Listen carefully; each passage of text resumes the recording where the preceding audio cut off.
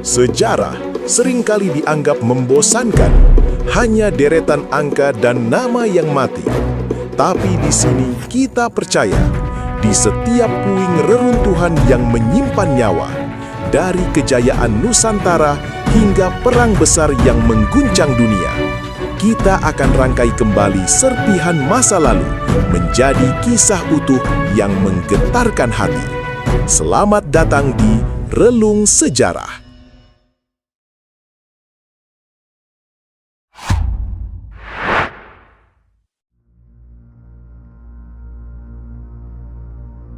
Cahaya kemerahan perlahan menyapu cakrawala di ufuk timur kota Madinah, menyinari rumah-rumah sederhana yang terbuat dari tanah liat dan pelepah kurma. Angin gurun yang kering berhembus pelan, membawa debu-debu halus yang menempel di wajah para penduduknya. Kita sedang memutar waktu kembali ke masa 14 abad yang lalu, tepatnya di tahun kedua setelah hijrahnya Rasulullah Shallallahu Alaihi Wasallam dari Mekah.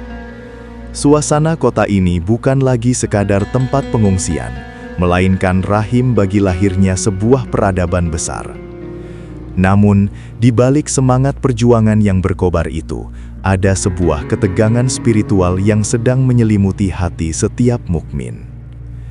Inilah masa di mana setiap tarikan napas adalah bentuk pengabdian, dan setiap perintah Allah adalah harga mati yang harus ditebus dengan ketaatan mutlak, seberat apapun rasanya.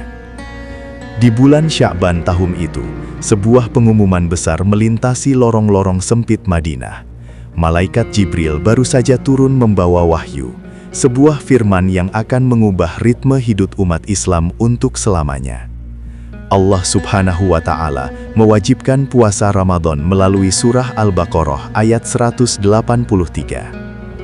Bagi kita yang hidup di zaman modern dengan segala kenyamanan teknologi, mendengar kata puasa mungkin akan terbayang suasana hangat saat berbuka dengan es buah yang segar, atau momen makan sahur yang tenang sebelum azan subuh berkumandang. Namun, buang jauh-jauh bayangan itu sejenak. Cobalah Anda pejamkan mata dan posisikan diri Anda sebagai salah satu penduduk Madinah di masa awal itu. Tidak ada jam digital yang menunjukkan waktu imsak, tidak ada pengeras suara masjid yang mengingatkan waktu makan, dan tidak ada meja makan yang penuh limpahan makanan. Yang ada hanyalah aturan main yang benar-benar menguji batas ketahanan fisik dan mental manusia. Pada fase awal disyariatkannya puasa ini, Islam sedang mendidik para sahabat dengan disiplin militer spiritual. Aturan yang berlaku kala itu sangatlah unik sekaligus mencekam. Kesempatan makan, minum, dan berhubungan suami istri hanya tersedia dalam jendela waktu yang sangat sempit.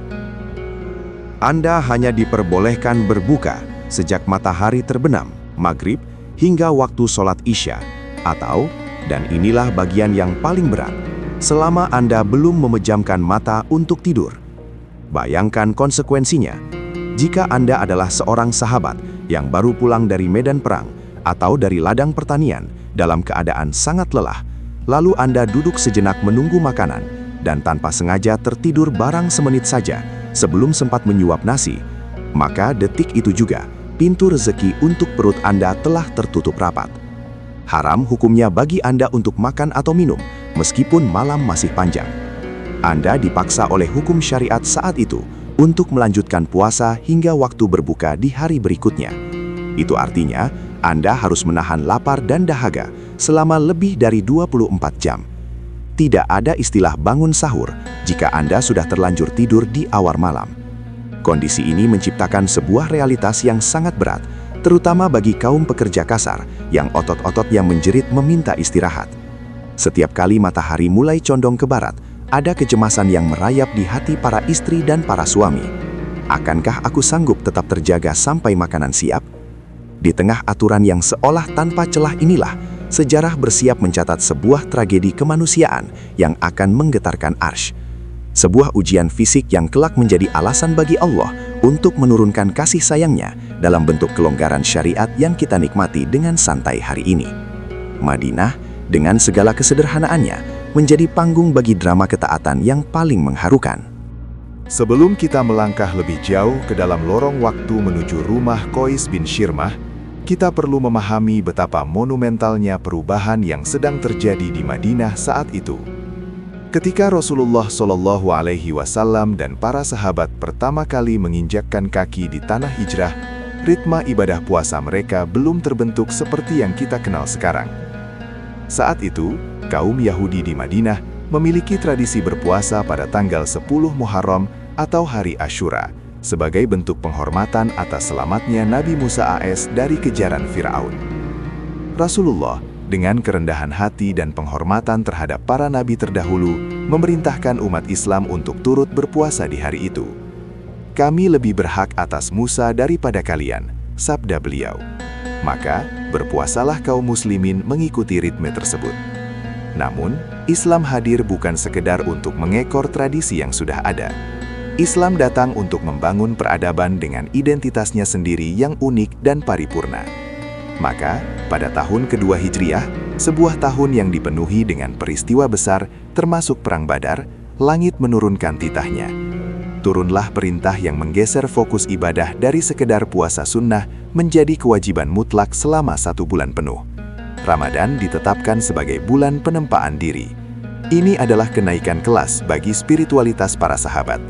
Jika sebelumnya puasa hanya dilakukan beberapa hari, kini mereka diminta untuk menahan nafsu selama 30 hari berturut-turut.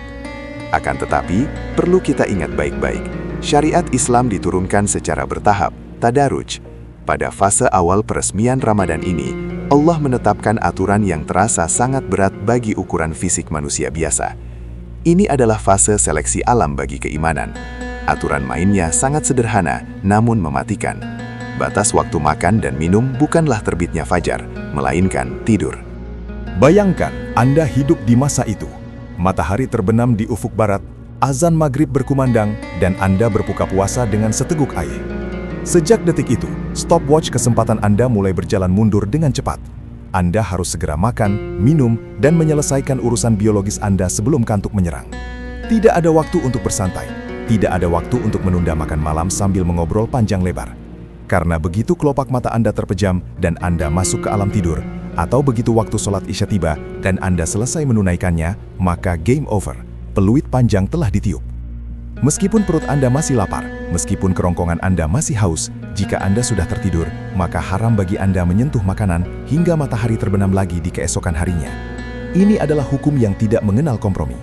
Aturan ini menciptakan suasana psikologis yang unik di malam-malam Ramadan kala itu. Ada rasa was-was yang menghantui setiap keluarga. Para istri menjaga suaminya agar tidak terlelap sebelum makan, dan para suami berjuang melawan lelahnya tubuh demi mendapatkan hak asupan energi. Disinilah letak ujian terbesarnya, bagaimana mempertahankan kesadaran di saat tubuh menuntut istirahat. Di tengah himpitan aturan inilah, kita akan mulai mengenal sosok-sosok luar biasa yang rela hancur fisiknya demi tegaknya iman di dada. Di tengah ketatnya aturan puasa yang menghimpit raga itu, mari kita arahkan pandangan ke salah satu sudut kota Madinah. Di sana, hiduplah seorang pria bernama Qais bin Shirmah al-Ansori. Beliau bukanlah sosok yang namanya sering disebut dalam deretan panglima perang yang gagah perkasa dengan pedang berkilau. Bukan pula seorang saudagar kaya raya seperti Utsman bin Affan yang mampu menyedekahkan ratusan unta tanpa berkedip. Qais adalah representasi nyata dari wajah mayoritas penduduk Madinah saat itu. Rakyat jelata yang soleh, kaum Anshor yang hidup dari tetesan keringat dan kekuatan otot mereka sendiri. Profesi Qais adalah buruh tani di perkebunan kurma. Sebuah pekerjaan yang di masa itu menuntut ketahanan fisik luar biasa, jauh melampaui bayangan pekerjaan fisik di zaman modern. Bayangkan, setiap hari sejak matahari belum sepenuhnya terbit, Qais sudah harus bergulat dengan tanah yang gersang. Ia harus memanjat pohon-pohon kurma yang tinggi menjulang tanpa pengaman, memikul wadah-wadah air yang berat dari sumur yang jauh untuk mengairi parit-parit kebun, dan mencangkul tanah yang keras di bawah naungan langit Arab yang tak berawan. Bagi Qais, kerja adalah ibadah. Namun di bulan Ramadan tahun kedua Hijriah itu, kerja kerasnya berubah menjadi ujian yang nyaris merenggut nyawanya.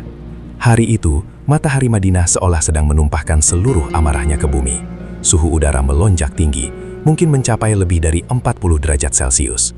Panasnya membuat kerongkongan terasa kering dan kasar seperti berpasir, sementara kulit terasa perih tersengat sinar ultraviolet yang tajam. Namun, Kois tidak punya pilihan untuk berdiam diri di rumah yang sejuk. Sebagai kepala keluarga yang bertanggung jawab, ia tetap berangkat ke kebun. Dengan perut yang kosong sejak fajar, ia mengayunkan cangkulnya. Setiap kali ia menyeka keringat yang bercucuran deras di dahinya, ia teringat bahwa ia sedang menjalankan perintah Allah. Namun, tubuh manusia tetaplah jasad yang memiliki batas toleransi. Semakin siang, tenaga Kois semakin terkuras habis. Rasa lapar bukan lagi sekadar bunyi di perut, melainkan rasa sakit yang melilit hingga ke tulang punggung. Dehidrasi mulai menyerang, membuat pandangannya sesekali kabur. Meskipun fisiknya mulai lunglai dan kakinya gemetar, semangat Kois tidak surut sedikit pun. Ia terus bekerja hingga matahari mulai condong ke arah barat dan langit berubah warna menjadi jingga, menandakan waktu berbuka hampir tiba. Ia membayangkan betapa nikmatnya seteguk air dingin dan sebutir kurma manis yang akan ia santap nanti di rumah. Namun, ada satu kekhawatiran besar yang diam-diam menghantuinya. Kelelahan fisik yang luar biasa ini membawa serta rasa kantuk yang sangat berat. Ia tahu betul aturan mainnya. Jika ia sampai tertidur sebelum sempat makan, maka habislah kesempatannya. Dengan sisa-sisa tenaga yang ada, Kois menyeret langkah kakinya yang berat pulang ke rumah saat azan maghrib mulai berkumandang. Ia tiba di depan pintu rumahnya dalam kondisi yang sangat memprihatinkan. Wajahnya pucat pasi, matanya cekung, dan napasnya tersengal-sengal. Ini adalah potret nyata dari seorang mukmin yang habis-habisan menunaikan kewajiban di atas keterbatasan ekonominya, berjuang melawan waktu dan rasa lelah yang mematikan. Langkah kaki Qais bin Shirmah akhirnya berhenti di dalam bilik rumahnya yang sederhana. Dinding-dinding tanah itu menjadi saksi bisu betapa ia telah mencapai batas kemampuan fisiknya. Tanpa tenaga tersisa, ia menghempaskan tubuhnya yang ringkih ke atas tikar kasar. Napasnya masih menderu, mencoba meraup oksigen di udara yang mulai mendingin seiring datangnya malam. Saat itu, azan maghrib baru saja usai. Tenggorokannya yang kering berteriak meminta air, dan lambungnya yang kosong, perih meminta isi. Dengan suara yang parau dan hampir tak terdengar, ia menoleh kepada istrinya yang menyambutnya dengan tatapan cemas. "Wahai istriku, adakah engkau memiliki makanan untuk kita berbuka hari ini?" Pertanyaan itu menggantung di udara, menciptakan keheningan yang menyesakkan. Sang istri menundukkan wajahnya, menyembunyikan rasa sedih. Di dapur mereka yang kecil, tidak ada gandum yang bisa ditumbuk, tidak ada kurma yang bisa disajikan. Kemiskinan bukanlah aib bagi mereka, namun di saat kritis seperti ini, ketiadaan makanan terasa begitu menyakitkan. "Demi Allah, wahai suamiku," jawab sang istri dengan lembut namun getir, "kita tidak memiliki apa-apa saat ini. Namun jangan khawatir, tunggulah di sini sebentar saja. Aku akan pergi ke rumah tetangga atau kerabat kita, barangkali ada yang memiliki kelebihan rezeki untuk kuberikan padamu." Qais hanya mampu mengangguk lemah. Ia melihat punggung istrinya menghilang di balik pintu, berlari kecil menembus kegelapan lorong Madinah demi mencari sesuap nasi untuk suami tercinta. Kini, Qais sendirian di dalam rumah yang remang-remang. Dan disinilah musuh terbesar itu datang menyergap. Bukan rasa lapar, melainkan rasa kantuk yang mematikan. Tubuh Qais yang telah diperas habis-habisan di ladang kurma menuntut haknya untuk istirahat. Ia mencoba untuk tetap terjaga, mungkin dengan berzikir atau sekadar menatap langit-langit rumah. Namun, lelah itu bagaikan ombak besar yang menghantam karang. Perlahan tapi pasti, kelopak matanya terasa seberat timah. Kesadarannya mulai timbul tenggelam. Ia bertarung melawan dirinya sendiri. "Jangan tidur, Qais. Jangan tidur sebelum makan." Mungkin begitu batinnya berteriak. Tapi apa daya, fitrah manusiawi mengalahkan segalanya. Dalam penantian yang sunyi itu, pertahanannya runtuh. Kepala Qais terkulai, dan ia pun terlelap. Masuk ke dalam tidur yang sangat dalam. Tidur yang dalam syariat saat itu menjadi vonis yang menakutkan. Tak lama berselang, pintu rumah berderit terbuka. Sang istri kembali dengan wajah yang sedikit lebih cerah. Di tangannya tergenggam sedikit makanan yang berhasil ia dapatkan dengan susah payah. Hatinya berbunga-bunga membayangkan suaminya akan segera makan. Namun, langkah kakinya terhenti seketika saat ia melihat pemandangan di depannya. Senyum di wajahnya lenyap, berganti menjadi horor. Ia melihat dada suaminya naik turun dengan teratur. Terdengar dengkuran halus yang menandakan bahwa Kois telah pergi ke alam mimpi. Makanan di tangannya nyaris terjatuh. Sang istri paham betul hukum Allah yang berlaku. Ia tahu bahwa garis batas telah dilanggar. Dengan suara bergetar menahan tangis, ia hanya bisa bergumam, "Khaibah laka, khaibah laka." Celakalah engkau, alangkah ruginya engkau. Itu bukanlah umpatan kebencian, melainkan teriakan keputusasaan seorang istri yang tahu bahwa suaminya baru saja kehilangan kesempatan untuk makan. Ia tahu, saat Kois membuka mata nanti, ia tidak boleh menyentuh makanan itu. Suaminya harus menghadapi hari esok, hari kerja yang panjang dan panas, dengan perut yang benar-benar kosong melompong. Malam itu, rumah mereka tidak dihiasi dengan nikmatnya berbuka, melainkan diselimuti oleh kekhawatiran yang mendalam akan nasib Kois di keesokan harinya. Malam yang penuh kegelisahan itu akhirnya berlalu, digantikan oleh fajar yang menyingsing di ufuk timur. Bagi kebanyakan orang, pagi adalah simbol harapan baru. Namun bagi Kois bin Shirmah, pagi itu adalah awal dari sebuah pertarungan hidup dan mati. Saat ia membuka mata, kenyataan pahit langsung menghantam kesadarannya. Perutnya berbunyi nyaring, melilit karena kekosongan yang panjang. Kerongkongannya terasa kaku, seolah merekat karena dehidrasi. Di sampingnya, sang istri menatap dengan mata sembab, seakan ingin berkata, "Makanlah sedikit suamiku." Namun iman di dada mereka menahan segalanya. Mereka tahu, sejak Kois tertidur semalam, pintu halal untuk makan telah terkunci hingga matahari terbenam nanti. Dengan sisa-sisa tenaga yang entah berasal dari mana, Kois bangkit berdiri. Logika manusiawi mungkin akan menyuruhnya untuk berbaring saja, menghemat energi demi bertahan hidup. Namun, Kois adalah seorang laki-laki yang memegang teguh tanggung jawab. Kemiskinan tidak memberinya kemewahan untuk cuti sakit.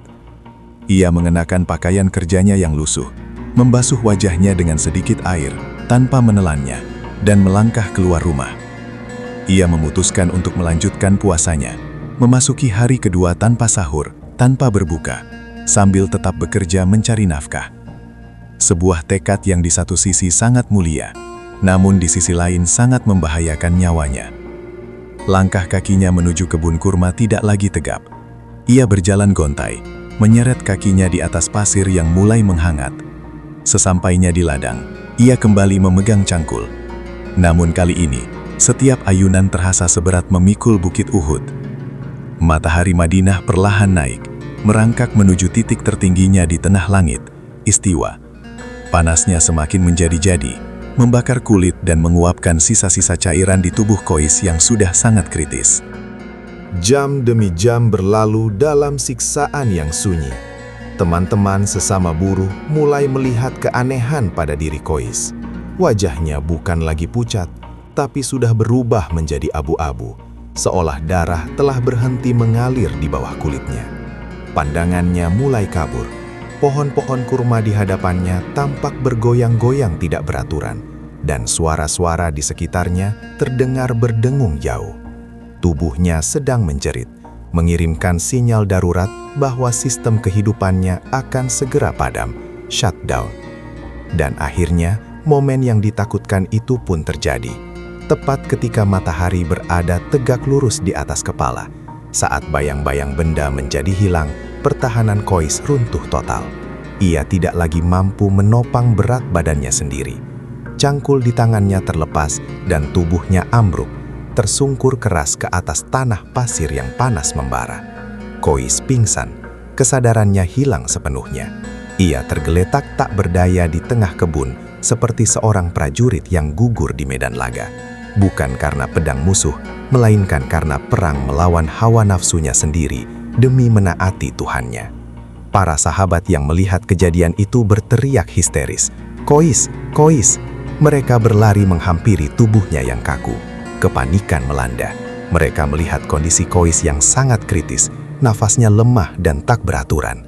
Kabar tentang tumbangnya Kois bin Shirma ini bagaikan api yang menyambar jerami kering, dengan cepat menyebar dari mulut ke mulut, menembus dinding-dinding pasar dan rumah, hingga akhirnya menciptakan gelombang kegelisahan di seluruh kota Madinah.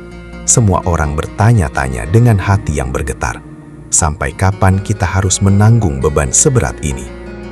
Kabar tentang Kois bin Shirmah yang terkapar tak berdaya di kebun kurma melesat cepat bagaikan anak panah, menembus keheningan siang di Madinah. Orang-orang berhenti dari aktivitas mereka. Di pasar, di masjid, dan di lorong-lorong rumah, pembicaraan hangat bukan lagi tentang perniagaan, melainkan tentang nasib saudara mereka. Apakah kita akan binasa karena ibadah ini? Mungkin begitu bisikan hati kecil sebagian orang yang mulai merasa takut akan keterbatasan fisik mereka sendiri. Kejadian yang menimpa Kois bukanlah sekadar kecelakaan kerja.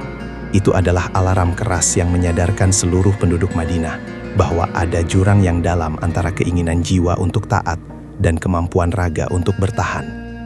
Berita memilukan ini akhirnya sampai ke telinga manusia yang paling lembut hatinya, Rasulullah Shallallahu Alaihi Wasallam.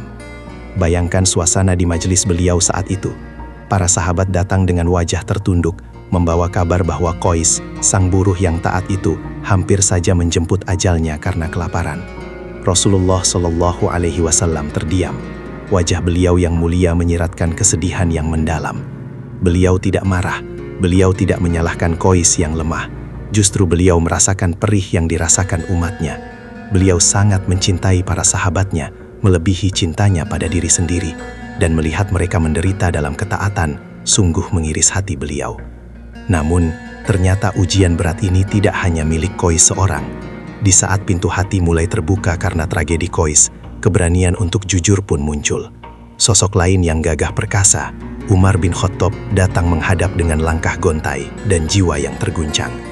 Kita mengenal Umar sebagai singa padang pasir, pria yang setan pun takut berpapasan dengannya.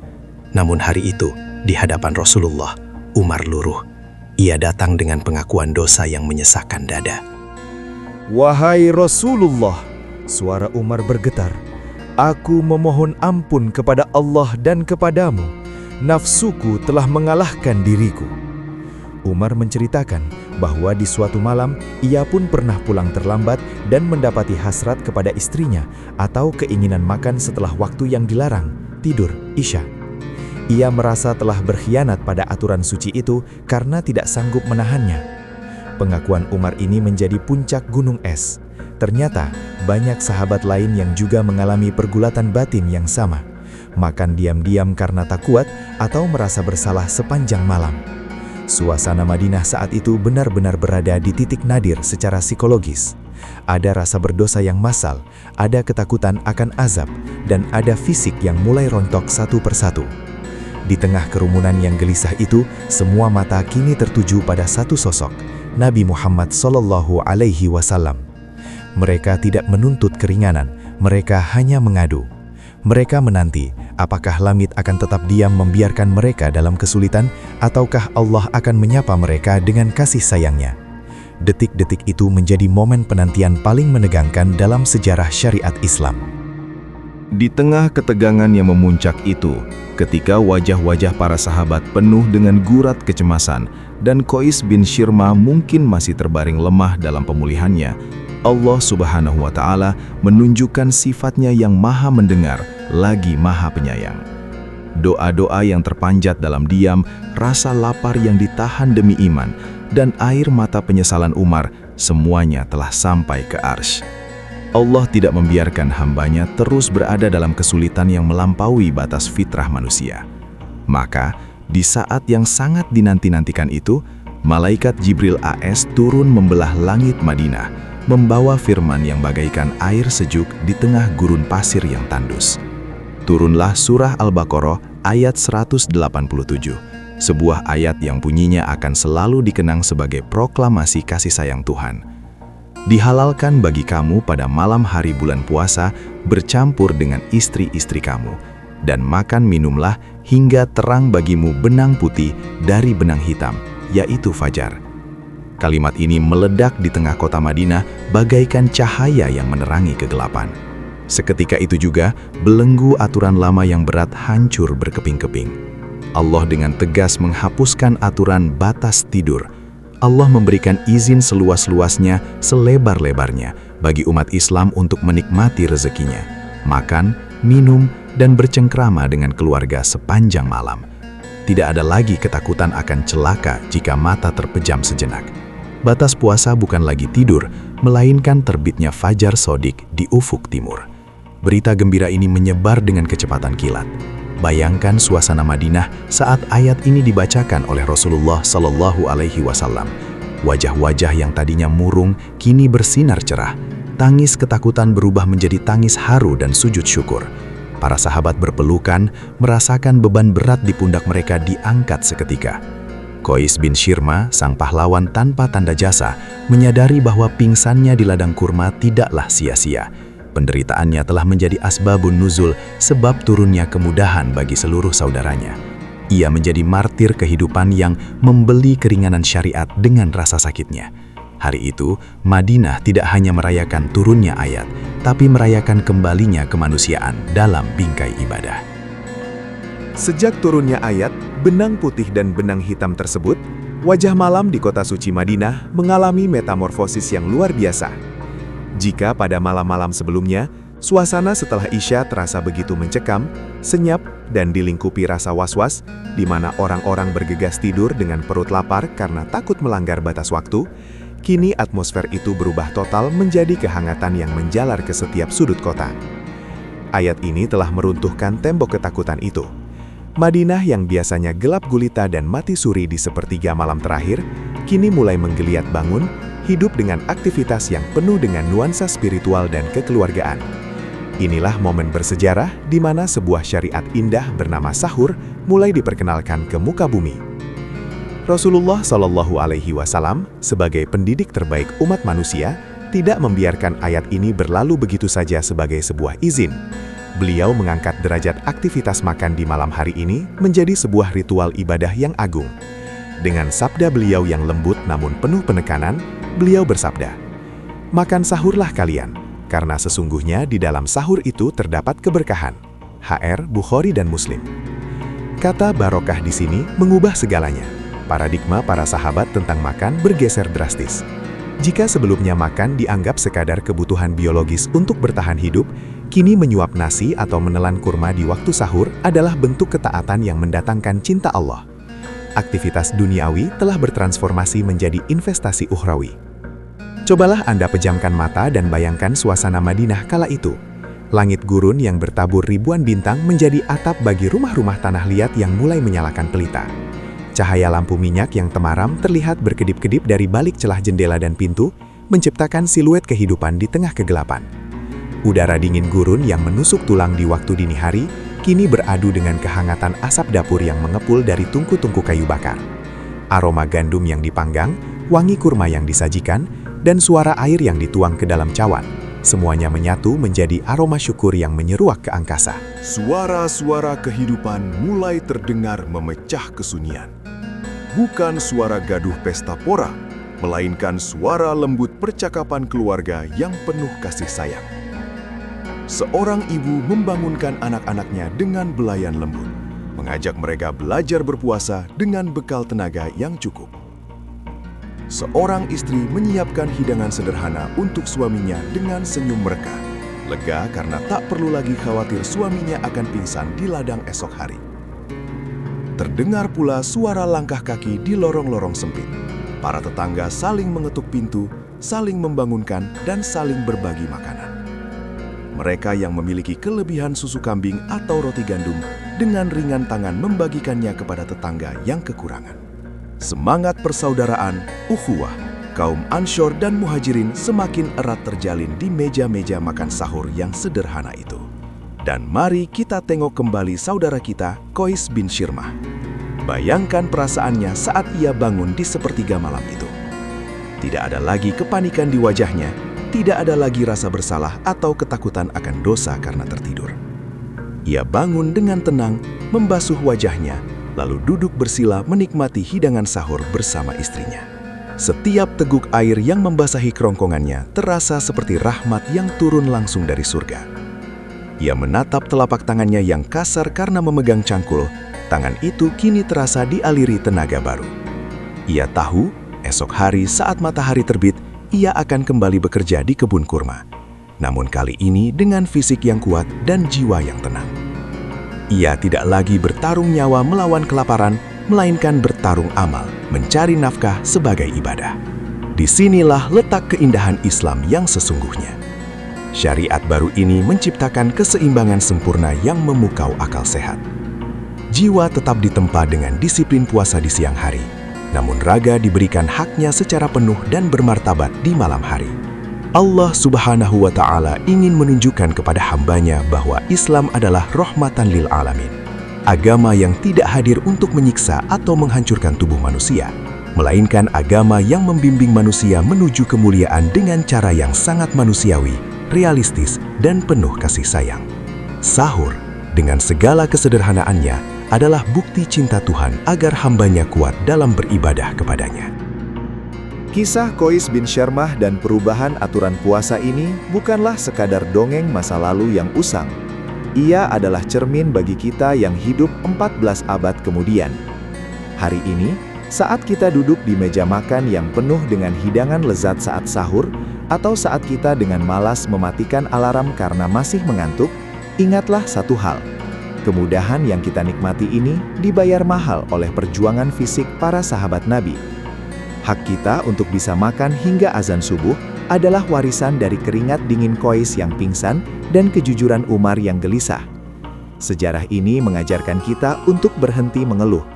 Jika generasi awal Islam sanggup taat dalam aturan yang begitu menghimpit nyawa, betapa malunya kita jika menyia-nyiakan Ramadan yang kini penuh dengan fasilitas dan kelonggaran.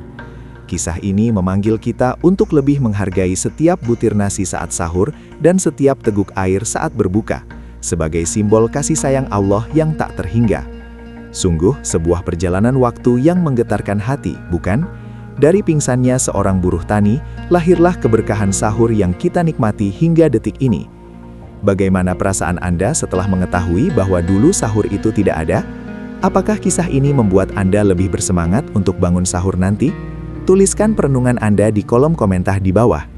Jika video ini berhasil menyentuh relung hati Anda dan menambah kecintaan Anda pada sejarah Islam, tekan tombol like sebagai tanda kita bersyukur atas kemudahan syariat ini. Subscribe dan nyalakan lonceng notifikasi agar Anda tidak ketinggalan episode mendalam lainnya dari channel ini.